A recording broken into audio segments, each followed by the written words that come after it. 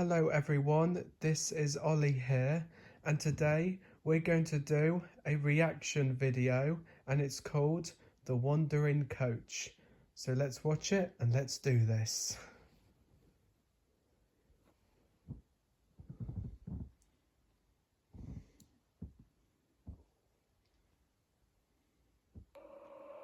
Here we go, The Wandering Coach. The works was very quiet, save for the quiet grumbling of its single engine. Sir Handel was sulking. Ever since Skarloey had gone away to be mended, he and Peter Sam were doing all of the work. He'd been asked to take a passenger train and had grumbled dreadfully all the way. These coaches, they were not like the coaches from his old railway, not the ones he was used to. To him, they were simply cattle trucks with their single axle and wheel. Real coaches, he would say, had bogies, and this railway had none. They'd grumbled and shrieked all the way up the line. At the top station, he'd left his train at the platform to get a drink from the water column. When he backed down to couple up to his coaches, his driver hadn't noticed a crate that had slipped off the fall off the trolley and tracks. fallen on the line. The coaches had noticed, but they didn't say anything. They were cross with Sir Handel and wanted to pay him out. He'd hit the crates and managed to lever himself off the rails. He smashed into the station platform, he fell off. damaging his rear wheels. Now he was in the works, alone and frustrated. Those blasted cattle trucks! I'll be sure to teach them a jolly good lesson when I next see them. Maybe the thing controller will get some real coaches for a change. They are real coaches, even if they don't look like it. The voice made Sir Handel jump. Who was that? He looked over to the standard gauge line next to him. A big, red tender engine pushing a single coach was backing down into the sidings. But this engine didn't have a number on its tender, just the letters LNWR. The coach had 2 axles, was painted cream and white with yellow lining like the express coaches. Oh my As the goodness, engine came alongside, that is a big red he looked engine. down at Sir Handel. Both engine and coach were covered in grime and dirt. To see an impressive red engine with a coach looking this shabby, it was honestly shocking, since it was known that the NWR took care of its engines. Why not this one? The engine spoke again. Coaches come in many shapes and sizes, my dear engine. You wouldn't like me calling you a toy, would you? No! Sir Handel said, gathering his courage. Because I'm not a toy! But you are too small to be an engine such as me. So by your logic, you must not be a real engine. Sir Handel was getting annoyed. I am a real engine! I pulled the express trains on my old line, but those cattle trucks... Coaches. The engine corrected. They let me have an accident. That's why I'm here in the works now. It's all their fault. Sir Handel grunted. That's true. The engine sighed loudly. It sounded like it was finding the smaller engine infuriating to listen to. Be happy. That is the worst you've gotten from a coach. Coaches are to be respected, only bumped when they themselves misbehave and are awkward during passenger runs. Mistreat your coaches without cause, and they will mistreat you. Rubbish! Oh, then I guess no one has ever told you. The engine said, a cold smirk forming on his face. Told me what? Oh, nothing. Just something I've heard. And it's too late for stories. You wouldn't. Yes, I would. What was I supposed to be told? The big engine grinned a little wider, steam hissing quietly from his pistons. Despite this engine's red paint, Sir Handel felt it should have been painted blue from the cold feeling he was getting from this engine. I suppose I could tell you a story that no one ever really talks about on this railway. Not that I'm surprised. It's a bit of a mystery, but if you insist, then I'll tell you. And so, the engine began. Okay then, gonna continue. The Northwestern Railway had just been formed. The expansive line, reaching from Vickerstown to the end at Tidmouth, was going through a tough few years. The line's first two engines were too small to handle the workload. As such, the board of directors had brought many more engines on loan from other railways to help. And I'm sorry to say, frictions existed as the loaned engines treated the resident engines quite poorly. Oi you, take me coaches and up to it. Hop to it yourself. I'm getting this train ready. Thomas scoffed. Typical little shunter. No sense of duty. Late again! I thought you were supposed to be an express engine. Another engine wheezed as Edward clanked into the station. Don't blame me. It was a multi-signal. Edward huffed, out of breath. Of course, it's always something else. You wouldn't have this kind of mess on the GER if the board of directors had any sense of progress. They'd allow head office to oversee everything. Another engine was a large Clawton from the Oh my goodness, LNWR. who is this engine? This engine had glistening red paint with black side plates. This engine, named Afton, was more picky about the kinds of coaches he was given. He saw all the old single-axle Victorian rolling stock as relics. Like the other visiting engines, he was absolutely appalled at the idea of pulling goods trains, because to see a grand engine such as him doing so was an insult. One morning, Afton huffed into the station. He was to be pulling the local stopping service today. But as he neared the station, he hissed angrily as he saw the coaches he'd been given. He was given the small single-axle coaches. While they were painted in the NWR cream and dark green, they were smaller and older than the bogie coaches given. What's this? I'm pulling this ghastly, groaning train today? The indignity of it all! Just be happy you have a train to pull at all. Thomas hissed as he pushed the coaches up. I've had to hunt the yards for extra coaches. Then you can jolly well take these coaches away and bring me some proper coaches. I'm busy. Take them or leave them. Thomas huffed and hurried away. Afton into the wants yards proper before he could coaches. say anything more. Come on, old boy. Let's get this over with. Afton's driver sighed. The coaches groaned as Afton backed up to them. They had heard what Afton had called them and were not happy. Who is this rude engine? Asked the lead coach. An improper engine if he's pulling us, said another. I'd rather be pulled by Edward or even Thomas. At least they are proper engines who know how to treat coaches right, the brake coach added. Shut up! I am a proper engine. Better than Tiny Thomas or Old Iron Edward. Now come along. The guard's whistle blew and Afton huffed out of the station in a rage. His face was almost as red as his paint. Okay, he's pulling the coaches. As Afton raced down the line, the old coaches groaned and creaked. They were older and were not used to running at express train speeds. They tittered nervously as they rolled along. Slow down! Slow down! They wailed. Shut up! Shut up! Afton barked back. He's telling the Just coaches then, to the brakes shut on the up. train came on. They're trying to piss him off. Afton stopped suddenly on the viaduct, grumbling dreadfully. An investigation of the coaches showed that the coach just behind the engine had a loose vacuum hose. While the crew set about fixing the problem, Afton fumed angrily. He thought the coaches were doing that on purpose, making him late. Eventually, the brakes came off and the train puffed away. When Afton arrived at the last station, the big red engine hissed mournfully as he moved around the yard to shunt his own coaches away.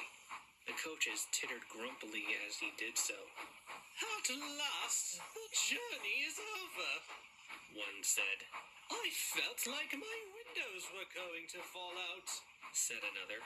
"At least you two were further away from him than I was. I had to endure his groaning all the way here," said the lead coach. It would have been better if you'd not decided to hold me up, you rotten old intake. "What? You blame me for that? That was your fault." Pull the other one, you horrid thing. "It's not my fault you don't know how to pull coaches, you rotten red sausage." Afton quickly lost his temper. His boiler pressure shot up, and amid the hiss of his safety valve, What's gonna there was a happen? bang, and then a splintering crunch. Oh my goodness, he didn't see where he was going. Afton hadn't been paying attention when he'd entered the carriage sidings, and had run his coaches into the buffers hard. The buffers were bent and broken, but they were not the most damaged. That honor belonged to the coach behind Oh my Afton's goodness, tender. it's been squashed and broke to It pieces. was squashed between him and the second coach, crushed into a pile of splintered wood and bent metal. The other coaches shrieked in horror at the fate of their sister. Afton just sniffed indignantly. This is what you get for being weak, old antiques. If you only been proper coaches, this wouldn't have happened. The directors were not happy with Afton's carelessness. One of them, a man named Topham Hat, spoke the most severely. "If you were our engine, I'd send you away." Afton just sniffed. He didn't care at all. He watched as the broken coach was loaded into some trucks to be taken away. The other coaches were silent during the whole process. After a while, Afton just smirked and backed away to the sheds to rest. Afton's driver was assigned to another engine to learn how to properly handle coaches, and Afton himself was shut up in the shed for a few weeks before the directors allowed him to pull trains again. The other visiting engines were the only ones to show any sympathy for his careless handling. During his stay in the shed, a new train was offered by the Northwestern Railway. It was a late-night train that offered an express run to Tidmouth, called the Midnight Special. The Midnight The bigger Special. tender engines enjoyed the job immensely. That's correct. The idea of a non-stop run from one end of the island to the other under the stars made them feel very important. Soon, it was Afton's turn to pull the Midnight Special. About time I had a named train of my own to pull, and with proper coaches, no less. The only thing better would be the express. He said loudly. The other engines just groaned. They ignored the big red engine's boasting until he left the shed. Afton puffed into the station, bubbling with excitement as he coupled up to the lead coach. He was so excited that he never looked back once at the rake of coaches he was pulling. No one noticed the coach closest to the engine didn't belong in the consist. It was painted cream and green, just like the Express. But it was smaller. It had no bogies, Looks like the same just coach. 2 axles. It was filthier and didn't look like a coach belonging on a prestigious train such as the Midnight Special. The guard blew his whistle and the train set off. Over the sound of the engine puffing, there was a loud groaning noise that came from the lead coach. It sounded like it hadn't been oiled in a long time. Soon, the express passed under the signals and was gone in a cloud of steam.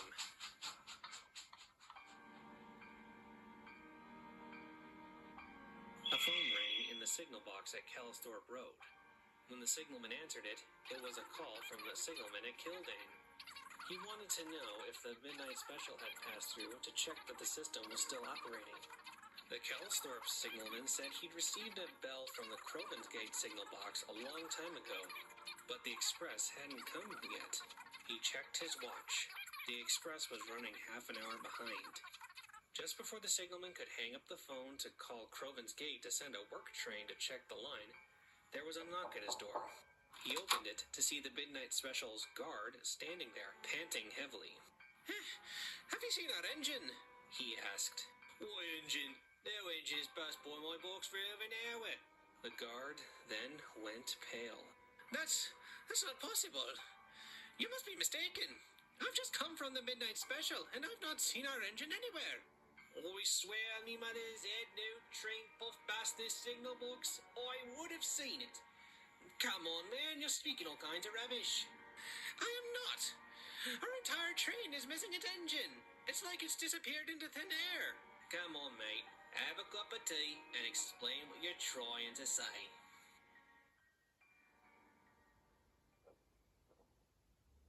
A works train was soon dispatched from Crovan's Gate. They found all 6 express coaches sitting on the main line neatly, and the irate passengers. From passenger testimony, they said one moment the train was rolling along smoothly, then, after the tunnel, the train went slower and slower until the coaches ground to a halt. When they looked out the window to see what the problem was, they saw there was no engine at the front of their train. Workmen investigated the coaches for damage, but none was found. The coupling on the lead coach was intact. The train While just the works engine disappeared. pulled the train back to the station, the workmen searched up the line. Perhaps the engine had derailed somewhere before Callisthorpe, and the guard just missed it. However, nothing. No trace of an engine, or even an accident, could be found. It's a bit of a mystery. The engine crew was found the next morning, asleep on a bench at Crovan's Gate by a cleaner making the rounds before the first service of the day. When asked how they got there, they had no memory of what happened after their engine entered the tunnel. Just that, one minute they were entering the tunnel, and the next they were waking up on the platform. A massive search was held to look for the engine, but nothing could be found. For a long time, the Midnight Express was discontinued as the more superstitious passengers refused to ride the express after midnight, worried that if a whole engine could vanish, then why not a whole train of passengers? The mystery deepened when many of the passengers expressed concern for the people who might have gotten in the first coach. The investigators noted that all the coaches were still on the train, but the passengers were insistent that a coach was missing from the express, a small coach just behind the engine. Station staff, porters, and the engine crew of the shunder who assembled the train were just as adamant that they had gathered the rake of 6 express coaches, no more, no less. After extensive investigations, relief was brought to the passengers to hear that everyone who'd bought a ticket for the Midnight Express was accounted for. But the mystery remained. What happened to the engine and the alleged coach? How could an engine's crew wake up at a station with no memory of how they'd gotten there? To this day, the file remains in the Vickerstown police files as unsolved.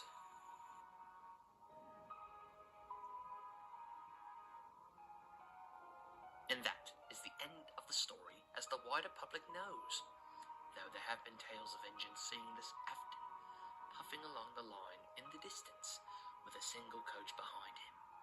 But no one can be certain what they saw was real or not. The engine finished. Sir Handel stared up. His frames felt as cold as ice. He gulped and began to rally his courage. Preposterous! I've never heard of such a thing. Are you calling me a liar? The big red engine asked, glaring down at the smaller engine. No, I'm not. I'm just saying that just doesn't happen. Ghosts don't exist, and coaches certainly can't do that either. The big red engine looked down at Sir Handel before sniffing and looking up. Even without the engine looking down, His voice still made Sir Handel shudder. Deny it all you want, little engine. But heed my warning. Even something as humble as a coach does not take kindly to be mistreated. They have their ways of getting even. And a simple matter, such as death, won't offer protection from retribution. Whatever, big engine. Anyways, it's late and... I have a name, you know. You impudent little bug. Oh? And what is that, then? Who is it? Afton. Suddenly, the coach creaked loudly. The red engine This is the Afton engine. gave a heavy sigh. I've rested long enough. I must be going. We must keep time, you know. Sir Handel blinked as his own words echoed back So at him. Handel was talking to that The big engine the whole engine time, hissed and it was Afton. and slowly pulled out of the sidings, the coach creaking and groaning as it was dragged behind. Soon it vanished beyond the gloom of the yard lights and was gone. Just disappeared into thin air. Sir Handel thought about the story for a moment before he sniffed. That engine's talking a lot of nonsense. Before long, he closed his eyes and fell asleep. Sir Handel's repairs didn't take too long, so he was soon back to pulling trains. His first job was to pull a passenger train, because Peter Sam was up taking slate from the quarry. He clanked crossly to the yard and coupled up to the coaches before dragging them to the platform. Gordon was waiting there. What's got your pistons in a fizzle this morning? He asked as Sir Handel hissed mournfully into the station. It's these wretched coaches. They let me have an accident the day before, and then last night, some stupid red engine talks nonsense about taking care of them. James wouldn't know how to take care of coaches, being a mixed traffic engine. Gordon huffed indignantly. James? No, I'm talking about that other red engine. Gordon raised an eyebrow. We only have one red engine. We don't have another red engine. Yes, you do. Afton. Afton? Now that is a name I have not heard in years. Why is that? He worked on our line for a while, even after I came to Sodor. Then one day, he was just gone. People said he just vanished. But I think he was just sent away after he left his coaches on the main line. Good riddance. Now it was Sir Handel's turn to be confused. But I saw him last night. Yes, he My did. dear engine, Afton has never been on this island for almost 32 years, let alone been seen since. Just then, the guard's whistle blew, and the big blue engine huffed away, leaving Sir Handel with his thoughts. How could he see an engine that hadn't been on Sodor in so long? Then he remembered the story. A sudden chill ran down his saddle tanks as it all became too clear. It wasn't possible, indeed, to see an engine that hadn't been on Sodor in so long, and in such a shabby condition. Unless it hadn't really been there. The guard's whistle blew, and Sir Handel puffed away with the coaches, without so much as a complaint. Sir Handel has become a more even-tempered engine since then. Though he does still grumble about doing extra work, he has never used the words cattle trucks in the presence of the coaches again. The coaches, for their part, have just left the reason for the change alone. Why ruin a good thing, they say. Though on certain nights, just after midnight, Look, there the he is, sound there's of an engine Afton. puffing past with one coach in tow can be heard. A flash of red can be seen, and then in the blink of an eye, the engine is gone into the night. Gone. Without a trace. He just disappeared and just vanished. Oh my goodness, there he is.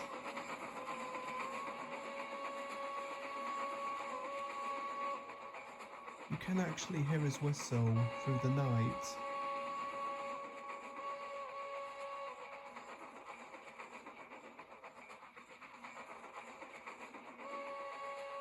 Who's that?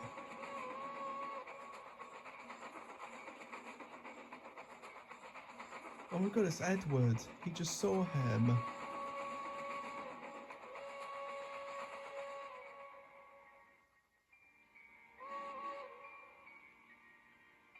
And he just disappears and vanishes in the blink of an eye.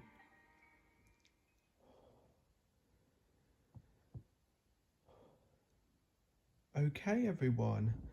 I think that's it for today. I hope everybody enjoyed it, and I'll see all of you next time, and goodbye. This is Ollie John Curry, 4447, signing off. Thank you for watching, and goodbye.